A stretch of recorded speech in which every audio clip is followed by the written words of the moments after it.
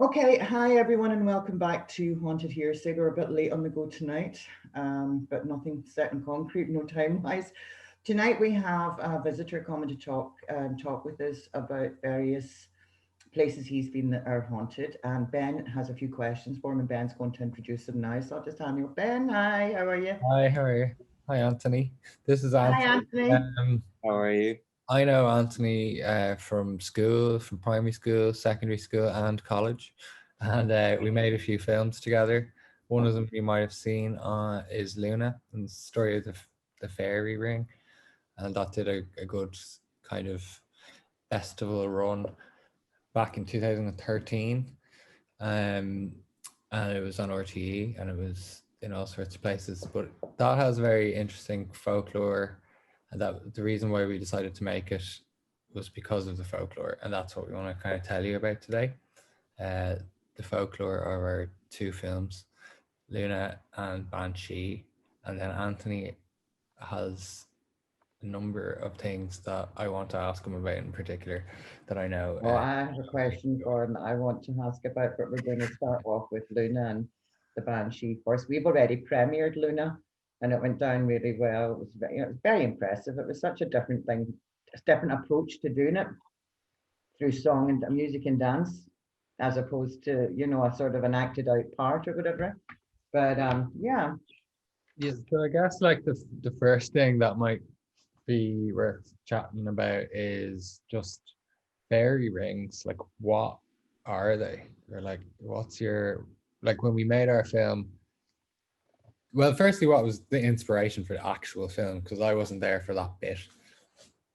Yeah, I suppose the fairy ring tale, we hear that so much. It's kind of like, it's very like, it's the commercial kind of story that you always hear about fairies, I think, is, the fairy ring, the mushroom circle, the fairy forts, the different shadows, or, these things, and that's where the fairies are, and that's where they're dancing, or these are the stories you hear, is that It's quite you an come up. Irish thing, isn't it? Or is it? Yeah, I suppose I suppose kind of Celtic, Irish, all that kind of, I don't know I if think Celtic, but it kind of feels like it comes from that area, but but Scotland as well, and then obviously you've got elves and fairies up in Iceland, the Nordic countries as well. So I don't know, maybe you find it there as well. But they're in different parts of the world, but mostly I think Europe. I think that's this is where the idea of the fairy the main, like, comes from. so it could have come across with the Celts, but I believe that magic was Yeah. here beforehand. Yeah. So I suppose the stories you hear is that you come across these fairy rings and just not to go near them, not to go into them, because if you do, you'll get transported to fairyland, and you'll dance and you'll eat with the fairies, and there's all these other, like, not rules, but warnings never to eat food from the fairies, or ask for it heavily salted, or else you will go into their world, or you won't be able to come back.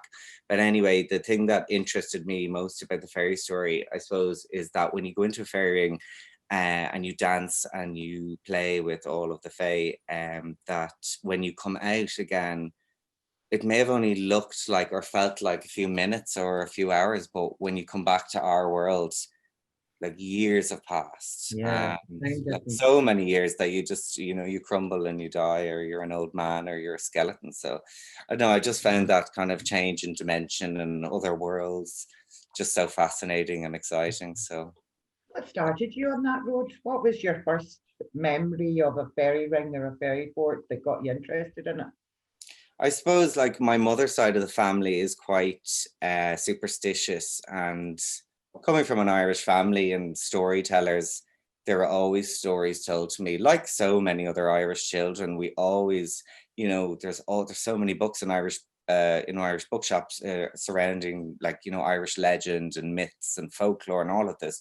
So it's always there from us at a young age, and it's always got this, it's got this exciting energy around it. Like, everyone else who's a tourist, or not, like, who isn't Irish, really enjoys, that part of Ireland, is that kind of mythology, that mystic, all of these ancient things. Like, it's what is so Lord of the Rings. exciting about our country, you know. So Well, we done a program last week, and we'll be doing a lot more about it at Ballymacool House in Letterkenny. So next time you're up, Lanu, we'll be heading there definitely to do a absolutely, yeah. I can't investigation. wait for another adventure. But that actual estate was built in the middle of a 20-acre forest that nobody touched down through the centuries, including the ancestors that owned this estate for 300 years, because it was protected by fairies. And people told them never to interfere with it. And the man that had been there and his descendants never interfered, never touched with it. It wasn't until the 40s when a developer had bought the land and he cut down half the forest. Now, well, apparently his luck, that was the end of it. His business went bust. His family broke up. It was sold on. It was like everything that could go wrong went wrong for him.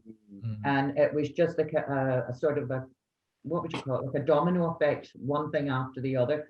Now you could argue that it was coincidental, but the sad thing about him cutting down half that forest is that it was the oldest woods in Europe, with trees that are really rare, that are extinct in most other places. Yeah, ancient. So yeah, so there is something to it. I've heard so many stories down the years where people were warned not to cut a tree down. Or so many stories. I've heard so many of them. Yeah. So many. Like yeah. Even the actress in our films, her family is on her dad's side is from Clare, and I think the family home burnt down 3 times because it was originally built on, or they cut down a fairy tree to build on there, or they built it on a fairy fort or something like that. But anyway, burnt down 3 times, and this is a story you hear all the time, coming up and up and up. It's not 1 or 2 stories. It's anything anywhere near. Yeah, it's a phenomenal amount of stories, and everyone has some sort of experience or knows somebody that's had an experience. And it's funny as well, like when I talk to, my parents or my mother, she's always collecting different stories from different people she'll meet on the golf course. And she's always coming back to me because she knows my interest in all of this. It's about skeptical golfers that she meets. And, they wouldn't partake in anything, but they respect the fae, or they'd respect some sort of spirit that they feel is living in their house. That probably is because it's some ancient, cottage that was left to them or whatever. And it's just an accepted fact that, stuff happens after 9 p.m. at night and the lights turn on and the doors are banging and all of this, that kind of way. So that's kind of like Regina in our last one. She kind of just accepted it, like it happened over the space of 10 years, and like poltergeist activity, really, really scary stuff. When I was listening to that for the first time, I was like, I didn't know it was that level. But anyway, the people that moved in after her didn't want to stay. They were there a week and they didn't want to stay. The husband, in fact, ran out of the house with something that happened. But they have stayed, and apparently they've got all the walls in the house covered in crosses and holy pictures and cheap holy water in every room. Because it's so active. Yeah, isn't that crazy? God. And that's near this forest that was partly cut down as well. But I don't think that's just fairies. I think there's lots of ghosts and poltergeists involved in that one too. You need a serious exorcist to go sort that out, like an exorcist or something. So, Anthony, it's a whole housing estate, so they'd have to go like door to door. It's not just the one house. So there's a house just further up the estate where the couple were standing. It must have been at their sink or something, and a can flew out the recycling bin at them across the kitchen. God. No, it happened during the day, not at night. You didn't have to wait for nighttime for this to happen. But that was just one of a number of things. But to me, that was quite violent. Yeah, absolutely. That's like, an angry tantrum or something. Exactly 10 years ago, Anthony, you were on a TV show, paranormal documentary. 10 years ago now? Yeah, 10 years and 1 month. I was checking it out today. You're right up there with the first to do it. Yeah, and I just it was really interesting because I'll let you tell us about it, and but the concept was, I was actually really surprised that RTE did it, to be honest, and for even if it had flaws or whatever, it was kind of just it was fun, like, it It wasn't supposed to be this serious thing. It was like the format or whatever. It was very lighthearted, but very lighthearted, yeah. the interesting thing was they actually did bring you to haunted places. Yes, yeah. At least 3. And Kinnitty No, Castle. it was Kinnitty Castle in County Offaly, and yeah, I got on this show, and there was 6 or 8 participants of varying belief or non-belief in the spirit world, and we got brought to an unknown location and got to this castle called Kinnitty Castle, which is one of the most haunted castles in Ireland. Wow. And we stayed there for a night, and we met with this psychic medium called Gillian, and we worked with her, and we did some work with her on the first night, and then on the second night we worked with a paranormal investigative team, and then we were supposed to kind of make up a conclusion at the end as to where we were in our belief towards this idea. So on the first night when I was with Gillian and we were all there, she opened us up and introduced us to our spirit guides. We kind of did a grounding meditation, and then she asked for our guides to come forth, and the first name that popped into her head, we were to go with that. So we did anyway, and I got acquainted with mine, and she kind of confirmed that that our guides were who they were for us or whatever, and she was able to do that because she was full clairvoyant, full clairaudient and clairsentient, so she could see everything. She worked with the spirits of the castle, and she was full exorcist, and she wasn't able to accept money for what she did because she works with archangels and different like hierarchical forces and things like that to do exorcisms and houses and different things like that. But anyway, yeah, so we did glass divination, which was the first time I'd done it, which is basically kind of like the Ouija board, except it's without the board, and you kind of let spirit or whatever it is work through you, and you can see like their handwriting, they draw symbols, they moved where they are, and it's an absolutely amazing thing. And she taught us how to do that, and it really blew my mind at the time. It just kind of gave me a kind of confirmation that there's something else there. And yeah, then I kind of started to do.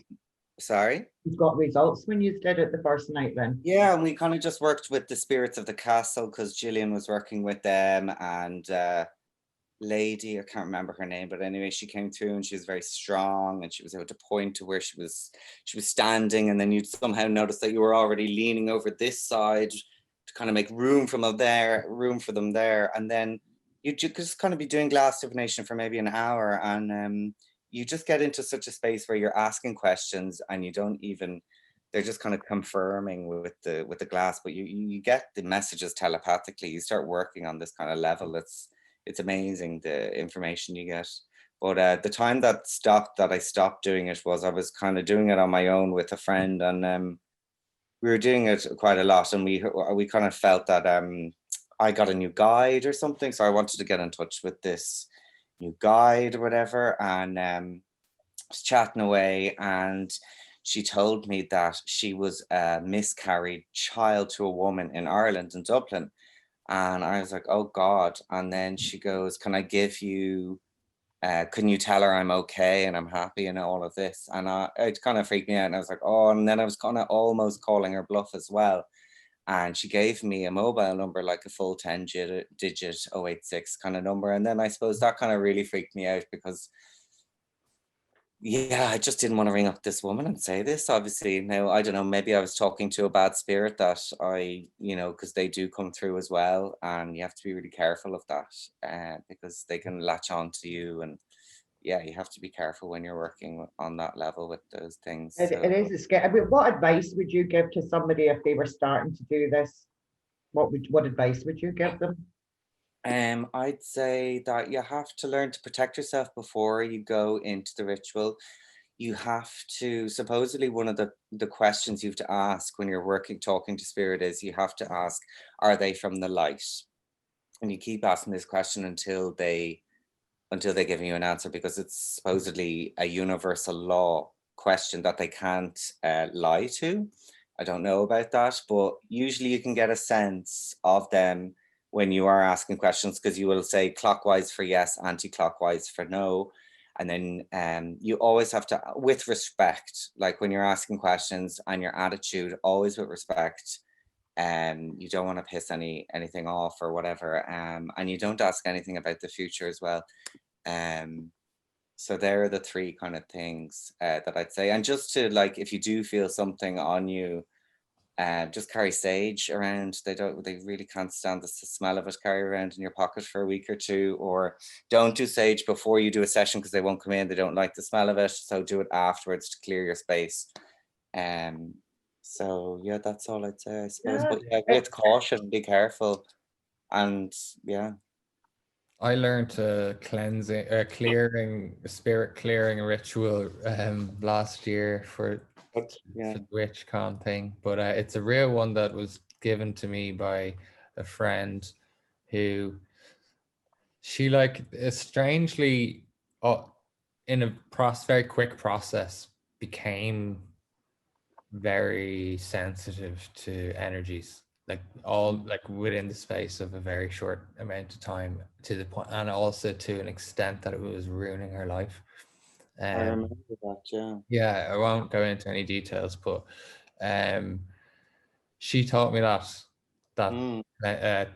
and it involved lighting Epsom salts on fire, and all. So there's a whole ritual to it though, so that's a lot more extreme, but it's well, I've never heard of that one before, lighting Epsom salts.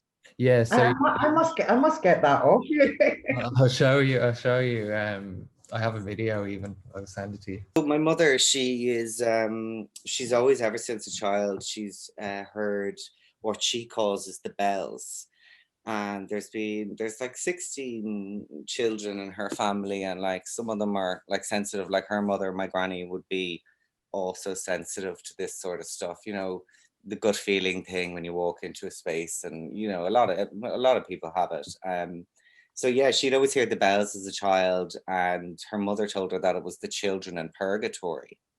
So then my granny taught her this specific prayer to say after she heard them, and then they'd go away. Otherwise, they would just keep persisting. They wouldn't go away.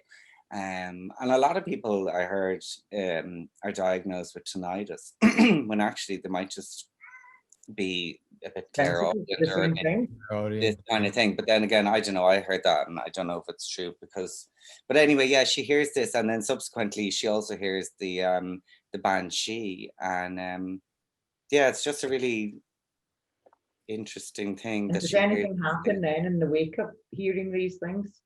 So like the bells are different than the banshee. The banshee, she hears them as like cats, loads of cats outside when she's like at night, and she can't find them, but she can hear loads of cats, and then maybe like a week later somebody close to her will die. There's my cat meowing. That's hilarious. That was serendipitous. Good timing. Yes.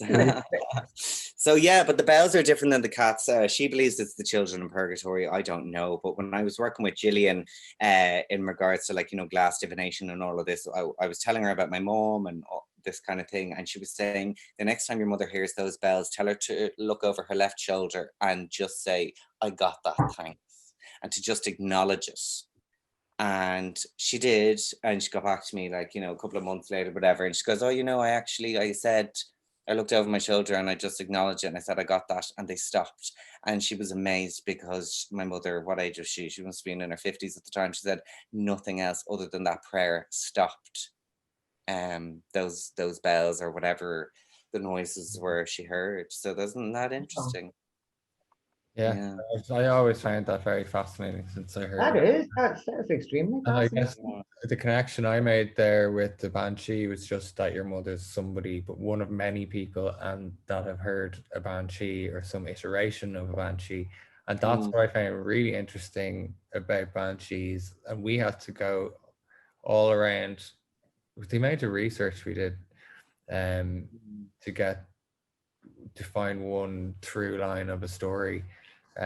Banshee. Everywhere has a different version of the sound of the banshee, and what, you know, everyone has a different sort of, but there is a common link between all of it though. Oh, there is, yeah. What is a banshee? A banshee is like is it a fairy? It's a wailing woman. Yeah, like they say she's the queen of the fae. And she's, you know, ban meaning woman, she, fairy. She's a fairy woman. She's linked to death. She only cries for the, like, she has really long hair and she combs her hair. She's usually seen washing the armor, bloody armor of soldiers in myth and by a river and this sort of thing. And she always calls for the five kind of high families of Ireland, like with the O's before their name, like the O'Briens or the O'Neills, and there's a few other names, but now that's all interdispersed because they've all, you know, been with everyone else or whatever. But my mother is an O'Brien, and yeah, like different people hear them as cats, as foxes, babies, and it's like I think she's providing a service to kind of cry and wail and mourn for the family, because it was a very big thing back in Ireland. God, for a long time, was keening and wakes, where you'd mourn for the body, and you'd get a professional cleaner in to wail and scream and do all of this. So I suppose that's what I think the banshee is kind of doing, I suppose. But then there's that whole kind of scary feeling towards her that she, like, you know, is clawing you up or eating you or killing you or whatever. But I think she's actually I think I don't know it, but I've heard that part of it, not in Donegal. But I can remember as a wee girl when people said they heard. I only ever remember hearing of it once, and that was over in Loftus, Mulladock, where someone heard the banshee, and they said, you know, and everyone is like preparing for a week, and somebody died that week, and it's a small community. Now it's back in the 70s. That's the only time I've ever heard of it. Then, because I was terrified then, if you heard a squeal, you think, oh, is that it? I've never heard banshee, but I remember that story when I was younger. Like, there's a very good book about the banshee by Patricia Lysett. Yes. She was the head of folklore in UCD, University College Dublin, and she wrote a book. I don't. It looks pretty old, and we had a copy of it, but it's brilliant. It was very they did big surveys about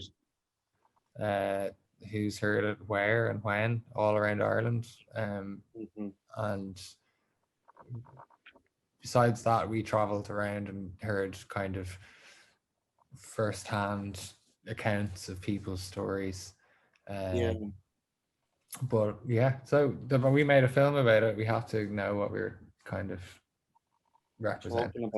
What about the places you said you stayed when you done that program? Was there anywhere else apart from that castle, or? No, it was kind of only in Kinnitty, but then later, I made a short documentary about Gillian, and she worked also in Charleville Castle, which is in Tullamore, and it's close. Well, it's not close to Kinnitty, but that Kinnitty Castle, Charleville Castle, and then there's another castle called Lep Castle. They form the like haunted triangle of Ireland, and there's loads of ley lines going through there, and they're all built on these ley lines, and lots of interesting things going on there. But yeah, we kind of went to Charleville as well, and that was really interesting as well. They had like a secret room, and Gillian reckons that like there was kind of magic done there by whoever owned whatever aristocratical people lived there at the time. And there's a ghost there called Harriet, who was a girl that fell off the stairs like 200 or 300 years ago, and she's very active there. People leave gifts for her there, and people read her stories, and she shows up in photographs and all of this stuff. So yeah, there's so many stories. There's just a bit of a tourist attraction to this castle then. Yeah, there's different. People live in it. They're caretakers, and it's kind of in disrepair. So they're trying to gather funds for it to kind of repair it and stuff. And that's what Gillian does. She hosts different kind of psychic development weekends that she works with paranormal investigators, and they kind of do a night in the castles for people, and then all the money goes towards the castle and that kind of thing. Then I think we have to go and do that. Oh yeah, absolutely. She's doing. They book up really quick, but they're really, really good. And I think the last one she did, she went to Lep Castle, and I've never been there. But supposedly there's a demon in Lep Castle. I don't know. Yeah, and you'll get the smell of rotting meat. I've been looking forward to getting a chance to chat to you, because I know you're very versed on a lot of the things that we cover and want to cover, and you've been Yeah, very so much a such part an of that as well. yeah. Thank you so much for having me on. It's been lovely No, to thank you for coming on and talking to us. yeah, We've really certainly, nice to share we've stories. dropped, Anthony, we've dropped your name enough every single time we're on. I think we mention you about Oh, something. I'm flattered. I'm Anthony flattered. has a story about that one. Yeah, Oh, I remember. Oh, actually, there was a thing that I wanted to chat about that I didn't write down or whatever. I forgot to ask you about. And it has to do with the house on Rutland Island. And yeah. what's your general sense of the haunted level of that house? I remember being terrified in the bedroom upstairs and hearing people go, oh, we'd hear people go up and down the stairs and there'd be, Awful. oh, this is all flooding back to me now. But yeah, as you go up the stairs, there's the little ledge there and they have all the collected glass bottles. Yeah, they'd all be knocked off. Well, not all of them, but you'd hear, one. And One you'd think, got oh, knocked well, off. at the wind, you'd be checking for drafts at the side of the window. There'd be nothing like, so it's very, Yeah, very. we've had other things as well in the house, but generally I feel very comfortable there and always have. No, I don't think there's any malevolent spirit. If our friend wasn't able to stay in one room one time.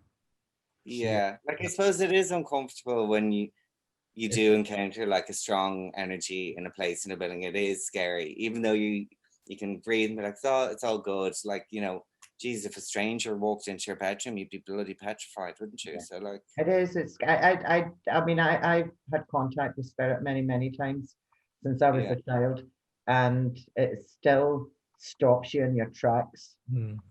And there's sometimes it's a familiar person or a familiar voice, but sometimes it's not. And when it's not, it's very scary. Yeah, You don't know what. fair enough. My sister and I both had the same experience in my parents' old house, but separately, which I thought was kind of interesting because we had the exact same. We both saw ghost in the same part of quite a big room that you wouldn't really suspect. It's quite unlikely that we'd identify this exact part of the room that we saw the same thing in. But yeah, we always know the area that discounts so much like our thoughts or our initial thoughts and feelings, when that's exactly what we should be listening to, is that, the first idea, the first sparks. I think that's important. And when I did a workshop away down in Dundry Park there for a weekend, and we did a lot of shamanic practices like journeying and all of different, just an introduction to it because I was interested in it. And he was saying, when you're doing these visualizations and meditations and you're going to do this and that, the first thing that comes to your mind, like, go with it, and like just keep going. It doesn't matter, because you will get better as you keep going into that, and you'll be able to find your way, that kind of way. But it's trusting your instinct as well. I know, and I'm guilty of it myself. And it's the same with other people. You hear it and you come in and you think, did I? Or is you doubt yourself. Yeah. When you stop doing when that. you don't and you focus, it is. It's about learning what to filter out. And what because it happened later on, then you're like, oh, for God's sake, I should have done that. I knew I looked at that sellotape for a reason, for God's sake. I needed it. I need it now. Anyway, you know yourself. I do, exactly. I think we've got a lot of things we'll have to do the next time that we all meet up. Definitely. But I love the idea of this castle, Leap Castle. Left Castle, yeah, or Charleville. She does different ones. I'll have to send you the link on Facebook. It's called Spook Troop Tours. That sounds like different fun. links on Sorry? That sounds like fun. It is. I haven't actually gone, but I kind of felt like I got a bit of the course when I was doing the show with her, because she kind of does a bit of psychic development and all that kind of stuff. But yeah, no, it sounds really fun. I think you go in at like 8 p.m. and you stay until 8 a.m. in the morning. So you're there all night, and yeah, it sounds fun. There's like a few of you there. Yeah. I mean, as such, we have that place, Ballymacrool, that we're definitely going to do a lot more investigate. Anthony, I know you'll love it. Everything about the vibe, everything. It's known locally as the local haunted house. Brilliant. It was abandoned in the 40s, basically. It was sold by the family that owned it for over 300 years. And then whoever it was that bought it, I don't actually know his name, because he didn't have it for long, because he knocked down some of the forest. And then his thing went. But after that, nobody lived in that house. Nobody, apparently, was too haunted to live in. The big one. Yeah. So that's on the list. Then we'll have to do that. Yeah, it's definitely, and it's a mansion of a house, but an awful shame you know, like a lot of big buildings you see like that around the country, and an awful shame that it's been just left abandoned and left to go derelict. I just think it's just, and now that these Too things are expensive becoming to very do. popular, even if you had them for museums and weekends, or you know, Yeah, something to that effect. Definitely. Thank you very much for coming on and talking to us. It's been Thank brilliant you. catching up with you, and very interesting. And I must see if I can see that program that you were on. Can you still get that? Or I'll see if I can find it and send it to you. yeah, I think that would be nice to see that, like, you know, and catch up with what you were doing and see what the crack was. See if we can't redo it at some stage coming into the new year, hopefully. Oh, Anthony Tonius Robinson, it was lovely talking to you, and hopefully we'll Lovely chat speaking again to to you you too. soon. Ben, it Thank was you great so much. chatting to you too. And it was Talk to you soon.